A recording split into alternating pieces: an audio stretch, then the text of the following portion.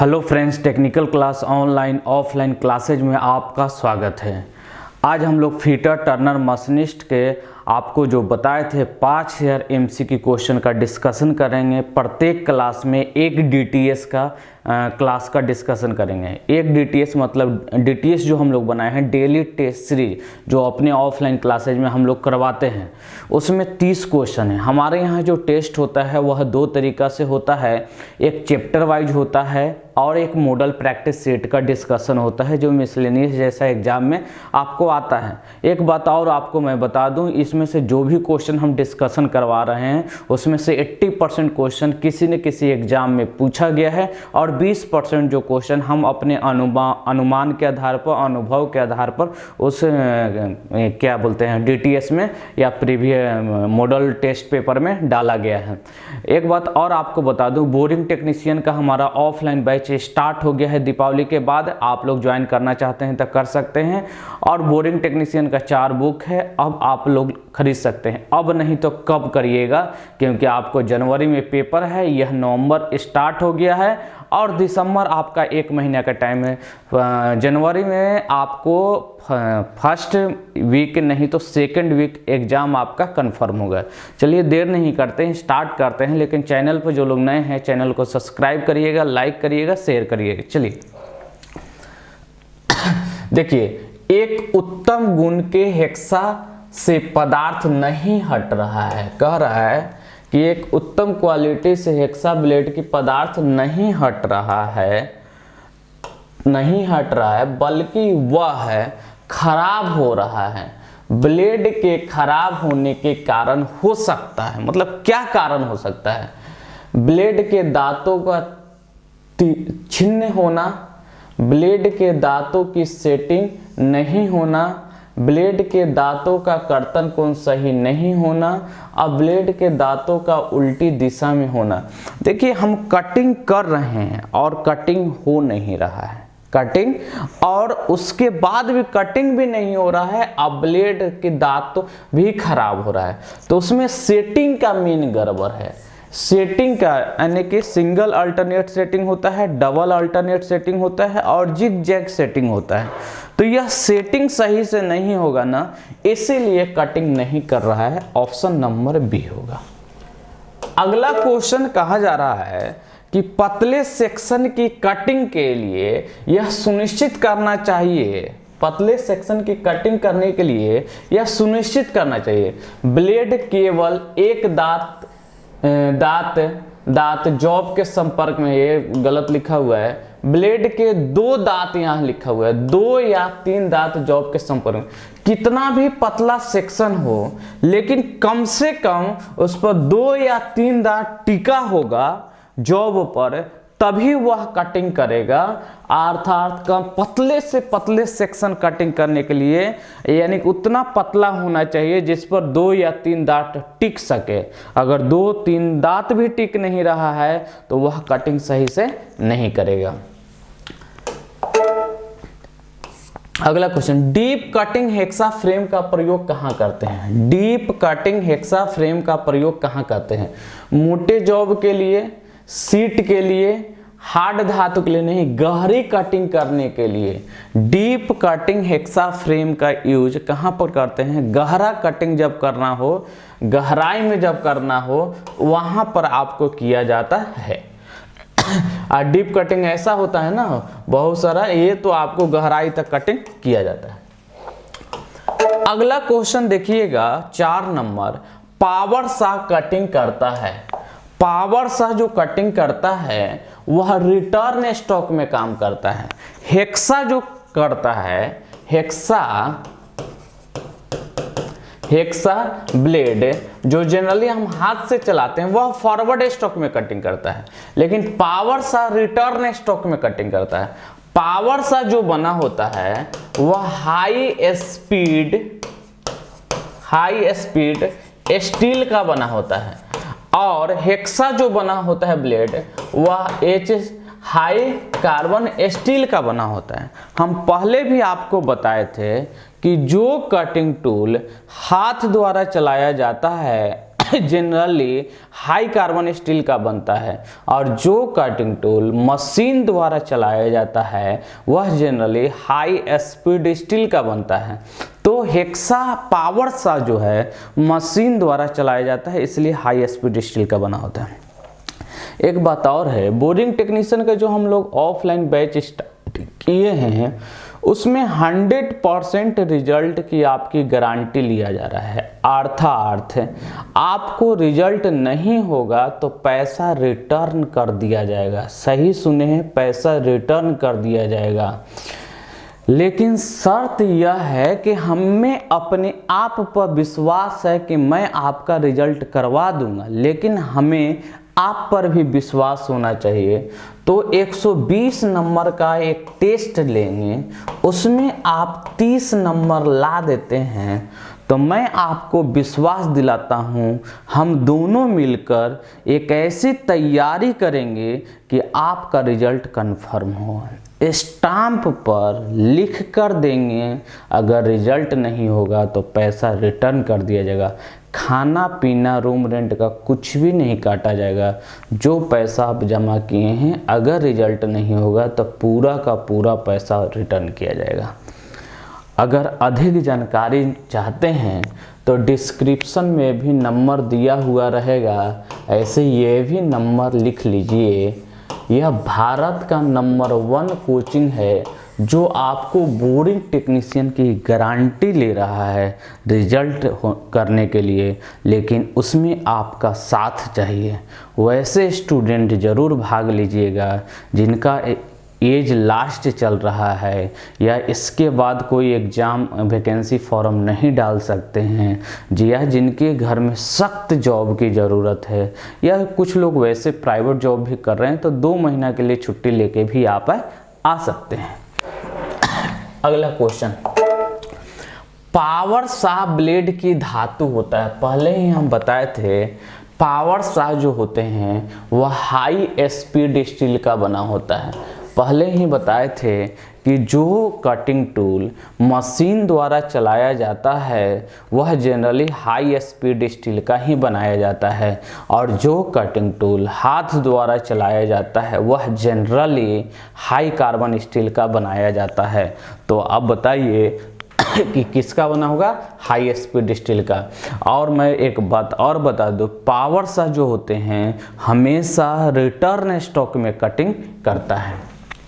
Next question देखते हैं, power saw blade का स्पेसिफिकेशन किया जाता है किस आधार पर?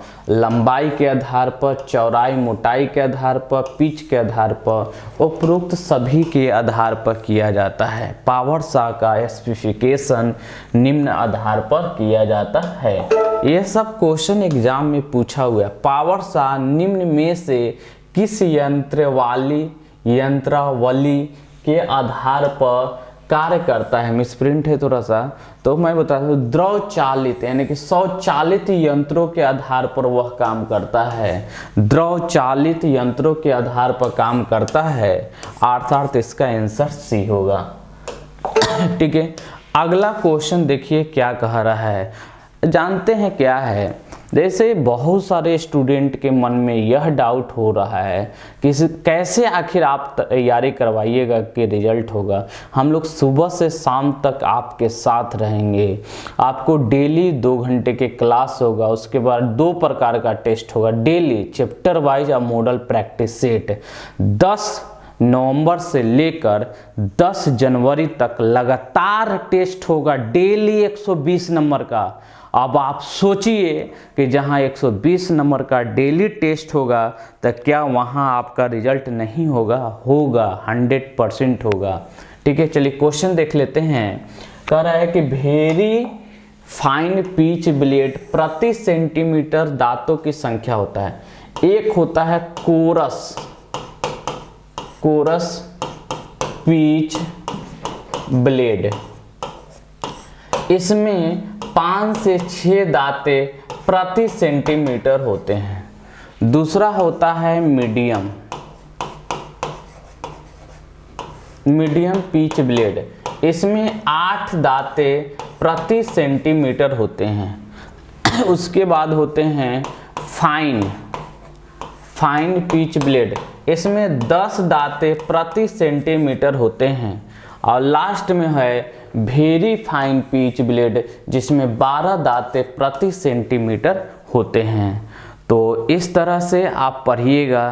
कोरस में 5 से 6, मीडियम में 8, फाइन में 10 और वेरी फाइन में 12 प्रति सेंटीमीटर दांतों की संख्या होता है। उसके आगे देखते हैं, आगे अगला क्वेश्चन क्या कह रहा है। क्वेश्चन हेक्सा ब्लेड में वेव सेट, बहुत अच्छा क्वेश्चन है। वेव सेट में क्या होता है, देखिए वेव सेट में 0.8 से 1.0 mm होता है पिच। एक होता है स्टैगर्ड सेट, स्टैगर्ड सेट में होता है 1.0 से 1.8 mm तक। यह है वेव सेट का, अर्थात डी नंबर होगा इसका आंसर। जो भी क्वेश्चन दिया गया है आपको किसी न किसी एग्जाम में यह सभी क्वेश्चन आया हुआ है एग्जाम में। निम्न में से ब्लेड टूटने का कारण नहीं हो सकता है। ये थोड़ा सा क्वेश्चन को सुधार लीजिएगा, मिसप्रिंट है। करेंगे कारण टूटने के कारण, कारखंड को ढीला बांधेंगे तो टूटेगा ही टूटेगा। ब्लेड को अधिक गति पर चलाना तो वो भी टूटेगा। कूलेंट का प्रयोग नहीं करना तो भी टूटेगा। अगर इसके हिसाब से देखिएगा तो इनमें से कोई नहीं ऑप्शन होगा, क्योंकि यह सब के कारण टूट रहा है। करे किस कारण से नहीं टूटेगा, तो इनमें से कोई नहीं। हमारे हिसाब से इसमें क्या करिएगा ना, यह नहीं यहाँ से भी नहीं काट दीजिए और यहाँ से भी नहीं काट दीजिए, उपरोक्त सभी कर लीजिए। उपरोक्त सभी के कारण ब्लेड टूटता है, ठीक है। उपयुक्त अगर नहीं हट जाए, निम्न में से ब्लेड टूटने के कारण हो सकता है, नहीं हटा दीजिएगा तो कारखंड को ढीला बांधेंगे तो टूटेगा, ब्लेड को अधिक गति पर चलाएंगे तो टूटेगा, क्योंकि हेक्सा में कहा गया है कि 40 से 50 स्ट्रोक प्रति मिनट ही होना चाहिए, ठीक है। कूलेंट का प्रयोग नहीं करेंगे भी तो टूटेगा। तो इसलिए उपरोक्त सभी, दोनों तरीका से हम बता दिए, क्वेश्चन को सुधार करके भी और क्वेश्चन को बिना सुधारे भी आपको करना है किस तरीका से आपको सही बैठता है, ठीक है। आप लोग को क्या मार्कर दिख नहीं रहा है सही से? चलिए ठीक है। अगला क्वेश्चन है, हेक्सा से कटिंग करते समय कारखंड को वाइस में कितना ऊंचा बांधना चाहिए, ठीक है। ये भी एग्जाम में क्वेश्चन आया हुआ है। मैं बता दूं 6 mm की ऊंचाई पर बांधना चाहिए, अगर ऊंचाई तक बांधना चाहिए। 6 mm से जैसे ही ऊपर जाएगा तो एक चैटरिंग की आवाज आती है, तो वह करता है। इसलिए कहा जाता है कि 6 mm तक, कितना 6 mm तक बांधना चाहिए। उससे ऊंचाई पर बांधने से क्या हुआ, चैटरिंग की आवाज आता है। जहां से कारखंड को काटना हो वहां पर ब्लेड के कितने दांतों टिका होना चाहिए, 2 से 3 दांत। कितना भी पतला जॉब न हो, लेकिन उससे पतला नहीं होना चाहिए। कम से कम हेक्सा ब्लेड के 2 या 3 दांत उस पर टिका होना चाहिए, तभी वह कटिंग आपको करेगा, अन्यथा नहीं कटिंग करेगा। अर्थात 12 का बी आंसर होगा। देखिए क्या है ना कि आप लगातार डेली 12 बजे ये क्लास आपको मिलेगा, और बोरिंग टेक्नीशियन के जो तैयारी करना चाहते हैं वो लोग करिए। बाकी बुक के बारे में थोड़ा मैं दिखा भी दूँ आपको बुक।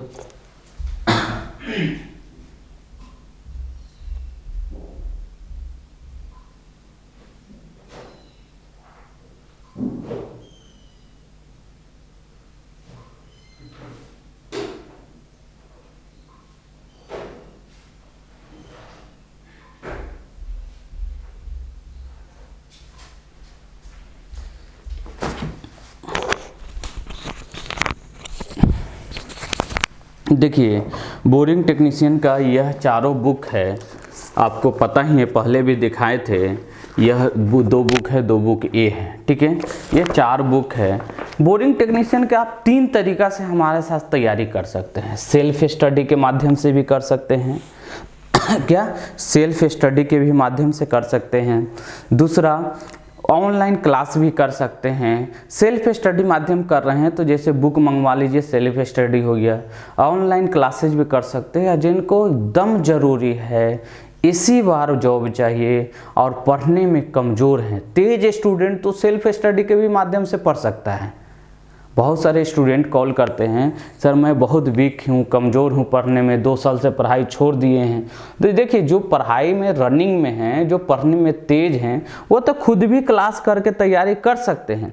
लेकिन जो ये स्टूडेंट एकदम कमज़ोर हैं पढ़ने में, अर्थात उनको विश्वास है कि हमें अपने से रिजल्ट नहीं होगा, वैसे स्टूडेंट हमारे कोचिंग में ज़रूर आएँ। इतना दिन से तैयारी कर रहे थे, कहीं ना कहीं आप में कमजोरी था, कहीं ना कहीं आप गलती कर रहे थे, इसीलिए रिजल्ट नहीं आ रहा था। अब एक बार कोचिंग ज्वाइन करके देखिए। कोरस पिच ब्लेड का प्रयोग जो है ना, मुलायम मेटल को काटने के लिए किया जाता है। मुलायम मेटल काटने के लिए आपको कोरस पिच ब्लेड का प्रयोग किया जाता है। मीडियम पिच ब्लेड का हार्ड मेटल को काटने के लिए किया जाता है। अगला क्वेश्चन है, हेक्सा का इस्तेमाल कहाँ किया जाता है? कंटूर काटने में, धातुओं को काटने में, स्लॉट काटने में, उपरोक्त सभी होगा जी। हेक्सा ब्लेड का प्रयोग यानी कि सभी में किया जाता है। अगला क्वेश्चन है, ट्यूबुलर टाइप एडजस्टेबल फ्रेम का प्रयोग कहाँ करते हैं? तो कंटिन्यू ट्यूब, पतला ट्यूब को काटने के लिए, हार्ड धातुओं को काटने के लिए, ये इससे अच्छी ग्रिपिंग प्रदान करता है, यानी कि पकड़ने में ग्रिपिंग अच्छा से प्रदान करता है। ये भी क्वेश्चन बीबीआई एग्जाम में आया हुआ है, कोई बुक में नहीं दिया है, लेकिन यह सेट का क्वेश्चन है, एग्जाम में डाला गया है। हेक्सा ब्लेड का डिजाइन किया जाता है लंबाई के आधार पर, दांतों के पिच के आधार पर, टाइप के आधार पर, अर्थात आंसर क्या होगा? उपरोक्त सभी। क्या होगा? उपरोक्त सभी। अगला क्वेश्चन देखते हैं, हेक्सा ब्लेड अपनी मोटाई से अधिक चौड़ी कटिंग करता है, किस कारण से करता है? हार्ड होने के कारण? नहीं। दांतों के झुकाव आगे की ओर होने, वो तो झुकाव आगे की ओर होता है तो फॉरवर्ड स्टॉक में कटिंग करता है। दांतों की सेटिंग होने के कारण हेक्सा ब्लेड की जो चौड़ाई होती है, मतलब मोटाई होती है, उससे अधिक करता है, क्योंकि कुछ दांत बाएं कुछ दांत दाएं होता है, जो मोटाई होगा उससे अधिक होगा, क्लियरेंस प्रदान करता है। तो सेटिंग कितने प्रकार के? Single alternate setting, double alternate setting और जिग जैग सेटिंग होता है, जो आपको आगे बताया जाएगा। अगला क्वेश्चन देखिए क्या कर रहा है। अगला क्वेश्चन 18, राउंड नोज छेनी, यानी कि हेक्सा का एमसीक्यू क्वेश्चन खत्म हो गया। हेक्सा का एमसीक्यू क्वेश्चन जो हो गया वह खत्म हो गया। अब चीजल से आया। चीजल जानते ही हैं, एक प्रकार का कटिंग टूल है। Chisel single point cutting tool है। चीजल हाई कार्बन स्टील का बना होता है और चीजल का प्रयोग चिपिंग करने के लिए किया जाता है। और जनरली में चिपिंग करते समय बॉल पिन हैमर का प्रयोग भी किया जाता है। और चिपिंग के बारे में हम लोग विस्तार से आगे पढ़ेंगे। राउंड नोज जो चीजल होते हैं उसकी कटिंग एज जो होते हैं 35 डिग्री से 45 डिग्री जो होता है उसका कटिंग कोण होता है। और राउंड नोज चीजल का प्रयोग वायल ग्रोव में इसका प्रयोग किया जाता है। राउंड नोज चीजल का प्रयोग कहाँ किया जाता है? वायल ग्रोव में, यानी कि तेल के ग्रूव में साफ करने के लिए किया जाता है। 18 का बी आंसर होगा। बाकी यूज कहाँ करते हैं? वायल ग्रोव में। अगला, कोल्ड चीजल हॉट चीजल से भिन्न होता है। कोल्ड चीजल हॉट चीजल से भिन्न होता है क्योंकि कोल्ड चीजल पर हार्ड एंड टेम्पर किया हुआ रहता है, जबकि हॉट चीजल पर हार्डनिंग और टेम्पर नहीं किया जाता है। हॉट चीजल पर हार्डनिंग और टेम्पर नहीं किया जाता है, अर्थात 19 का ए होगा। 20 number question, bevel edge firmer chisel का प्रयोग। देखिए एक नया नाम है और हम पहले ही बोले थे कि 80% जो क्वेश्चन हमारे एग्जाम में पूछा गया है, यह एग्जाम से सेट से लिया गया है। कॉर्नर और संधियों यानी कि जंक्शन को साफ करने के लिए बेवल एज फॉर्मर चीजल का प्रयोग किया जाता है। ठीक है, ऑप्शन नंबर ए होगा। समान चीजलिंग जो होता है वो तो आपको फ्लैट चीजल का भी प्रयोग किया जाता है। डायमंड चीजल नाम सुने होंगे। डायमंड चीजल का कटिंग एज की चौड़ाई जो होता है 6 से 16 mm होता है। कितना? 6 से 16 mm होता है। डायमंड चीजल जो होता है उसकी कटिंग एज की जो चौड़ाई होता है कितना होता है? 6 से 16 होता है। इसका प्रयोग कहाँ करते हैं? तो इसका प्रयोग भी ग्रूव में करते हैं। इसका प्रयोग भी ग्रूव में किया जाता है। क्वेश्चन आ जाएगा डायमंड चीजल का प्रयोग कहाँ करते हैं? भी ग्रूव में करते हैं। डायमंड चीजल का कटिंग एज की चौड़ाई कितना होता है? 6 से 16 mm। और डायमंड पॉइंट छेनी का यह डायमंड की तरह इसकी धार जो होता है वह तेज होता है। इसकी धार हीरे की तरह तेज होता है। इसका पॉइंट डायमंड का होता है, डायमंड का यह नहीं होता है। इसकी धार हीरे की तरह तेज होता है, यह डायमंड की तरह तेज होता है। इसकी धार डायमंड की तरह तेज होता है। यानी कि ऑप्शन नंबर बी होगा। 21 का आंसर क्या होगा? बी होगा। अगला, किस छेनी का प्रयोग आयताकार स्लॉट काटने के लिए? बहुत अच्छा क्वेश्चन है। किस छेनी का प्रयोग आयताकार स्लॉट काटने के लिए किया जाता है? आयताकार स्लॉट काटने के लिए किया जाता है क्रॉस कट छेनी। किसका? क्रॉस कट छेनी। क्योंकि फ्लैट छेनी का प्रयोग जनरल पर्पस में करते हैं। डायमंड छेनी का अभी देखें आपको भी ग्रुप आयताकार ग्रुप में। ये वेव चीजल का प्रयोग आपको चेन ड्रिलिंग में किया जाता है।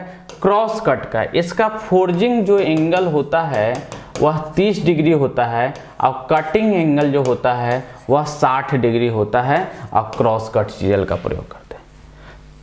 अगला क्वेश्चन देखिए, किस छेनी का भी ग्रूव के आकार को काटने के लिए करते हैं? देखिए भी आकार के ग्रूव को काटने के लिए किया जाता है। अभी पहले ही बताए थे diamond point chisel. Diamond point chisel का प्रयोग कहाँ करते हैं? भी आकार। कहाँ? भी आकार के आपको भी आकार में किया जाता है। क्रॉस जो होता है वह आयताकार या की वे में किया जाता है। ठीक है। और वेव चीजल का चेन ड्रिलिंग में किया जाता है। आगे, फ्लैट चीजल का कॉन्वेक्स में ग्राइंड होता है क्योंकि? बहुत अच्छा क्वेश्चन है। फ्लैट चीजल का कॉन्वेक्स में ग्राइंड होता है, क्यों ग्राइंड किया जाता है? क्यों ग्राइंड किया जाता है? इससे धार तेज बनती है, इससे कटिंग करते समय चीजल उछलती नहीं है और कट सही पकड़ता है। ऑप्शन नंबर बी होगा। ठीक है। अगला क्वेश्चन है की वे काटने के लिए किस चीजल का प्रयोग करेंगे? की वे काटने के लिए किस चीजल का प्रयोग करते हैं बताइए? की वे में या आयताकार स्लॉट में? की वे या आयताकार स्लॉट में क्रॉस कट चीजल का प्रयोग किया जाता है। किसका? क्रॉस कट चीजल का प्रयोग किया जाता है। राउंड चीजल यह वाइल ग्रूव में किया जाता है। डायमंड पॉइंट चीजल भी ग्रूव में किया जाता है। फ्लैट चीजल जनरल पर्पस में किया जाता है। अगला क्वेश्चन है देखिए, स्टील को काटने के लिए चीजल का कटिंग कोण कितना होना चाहिए? यानी कि चीजल का कटिंग कोण कितने कोण पर होना चाहिए? स्टील पर 70 डिग्री होता है। उसके बाद यह 60 डिग्री जो है वह कास्ट आयरन के लिए होता है। ठीक है। यह जो है यह पीतल के लिए होता है 45 डिग्री। 35 डिग्री जो है वह जिंक के लिए होता है। ठीक है। 50 डिग्री जो होता है वह ब्रास के लिए होता है। ठीक है। अब 55 डिग्री जो होता है वह माइल्ड स्टील के लिए होता है। किसके लिए? माइल्ड स्टील के लिए होता है। अब 65 डिग्री जो होता है वह हाई कार्बन स्टील के लिए होता है। हाई कार्बन स्टील के लिए होता है। अर्थात जो क्वेश्चन दिया था स्टील केवल पूछेगा तो 70 डिग्री होगा। अगला क्वेश्चन है, चिपिंग पद्धति में निम्नलिखित में से कौन सी चीजल का प्रयोग किया जाता है चिपिंग करते समय? Cap chisel, hot chisel, cold chisel, side chisel. बताइए 27 क्वेश्चन का आंसर क्या होगा। जनरली जो चिपिंग वगैरह में यूज करते हैं कोल्ड चीजल का प्रयोग किया जाता है। किसका? कोल्ड चीजल का प्रयोग किया जाता है। अगला क्वेश्चन, हॉट चीजल का फोर्जिंग एंगल कितना होता है? हॉट चीजल का जो होता है फोर्जिंग एंगल कितना होता है? फोर्जिंग एंगल जो होता है वह 60 डिग्री होता है। कितना होता है? 60 डिग्री होता है। अगला क्वेश्चन देखते हैं 29, कार्य सतह पर औजार घिसेगा तथा कर्तन बल बढ़ेगा। कार्य सतह पर, देखिए चीजल है क्या है, जैसे ये चिपिंग कर रहा है तो इसको बोलते हैं क्रिलियंस एंगल। ठीक है, यह रेक एंगल हो गया। यहाँ पर ये जो होता है पॉइंट एंगल होता है, ये पूरा इंक्लाइंड एंगल होता है। ठीक है, तो कार्य सतह पर औजार घिसेगा तो हमेशा रेक एंगल का मान अधिक होगा, तब क्रिलियंस एंगल कम होगा, मारेंगे घिस जाएगा। तो रेक कोण जो होगा वह 29 का ए क्या होगा? बी होगा। कार्य सतह औजार पर घिसेगा और कर्तन बल बढ़ेगा। एक मिनट जी, कर्तन बल बढ़ेगा यानी कि काटने के लिए बल बढ़ेगा। रुक जाइए, तो यह चीजल ऊपर जाएगा तब मारेंगे, तब कर्तन बल बढ़ेगा। सॉरी, अवकाश कोण अधिक होगा। यह घिस जाएगा, ठीक है, और कर्तन बल बढ़ेगा। यह कौन सा आंसर होगा? अवकाश कोण यानी कि क्रिलियंस कोण अधिक होगा। इधर से अधिक होगा और रेक कोण कम होगा। यह ऐसा क्वेश्चन हमेशा कंफ्यूजन वाला होता है, उसको देख के बनाइएगा तो बनेगा। फाइल के फेसों को थोड़ा सा कॉन्केव बनाने के लिए निम्न में से कौन सा कारण नहीं है? फाइल के फेस और जॉब की सरफेस के बीच में घर्षण को बढ़ाना। देखिए, सबसे पहले फाइल जो होता है थोड़ा सा उभरा हुआ बनाया जाता है। तो क्यों बनाया जाता है?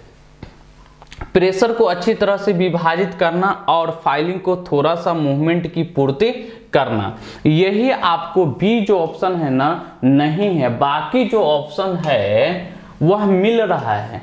फाइल के फेस व जॉब के सरफेस के बीच घर्षण को हटाना, ये सब सही है, लेकिन क्वेश्चन के हिसाब से ये गलत है, अर्थात ये सही है आंसर। ठीक है, आपको फीटर टर्नर मशीनिस्ट का डेली 12 बजे क्लास मिलेगा। और चैनल पर जो लोग नए हैं चैनल को सब्सक्राइब करिएगा, लाइक करिएगा, शेयर करिएगा। बोरिंग टेक्नीशियन के जो लोग मंगाना चाहते हैं, 4 बुक है। अब फीटर टर्नर मशीनिस्ट का भी हम लोग 7 वॉल्यूम बनाए हैं, टोटल 7 वॉल्यूम। देखिए, यह जो है ना, यह आपको फीटर टर्नर मशीनिस्ट का वॉल्यूम 1 है, पढ़ने वाला है। इसमें है क्या? सब्जेक्टिव पहले पढ़े और सब्जेक्टिव पढ़ने के बाद चैप्टर वाइज एमसीक्यू बनाएं। फिर सब्जेक्टिव इस वॉल्यूम 1 में कौन कौन सा चैप्टर है? Cutting tool, मेजिंग tool, marking tool, gauge. यह फर्स्ट वॉल्यूम में है। अब सोचिए कि इतना एक ही वॉल्यूम में क्यों दिए? तो देखिए क्या है ना कि यह आपको 250 पेज का एक वॉल्यूम है, 250 पेज का वॉल्यूम है। हम शॉर्ट में हमारा नोट्स नहीं है, जितना डीपली कोई बुक में नहीं है। सभी बुकों को जो पॉइंट पूछे जाने वाला है सब इसमें पॉइंट के रूप में लिखा हुआ है। ठीक है, इस तरह से आपको क्वेश्चन आपको एग्जाम में आता है। अब इसी तरह से एग्जाम में क्वेश्चन पूछा जाता है। जैसे क्वेश्चन हम लोग कैसे, देखिए ये बुक जो है पॉइंट बाय पॉइंट है, कहानी जैसा नहीं है, पॉइंट बाय पॉइंट है। जैसे कि फाइल हाई कार्बन स्टील का बना होता है, फाइल की हार्डनेस 60 से 64 HRC होता है, लाइन में लिखा हुआ है। यह सभी बुकों का कॉम्बो है, इससे बाहर क्वेश्चन नहीं आ सकता है।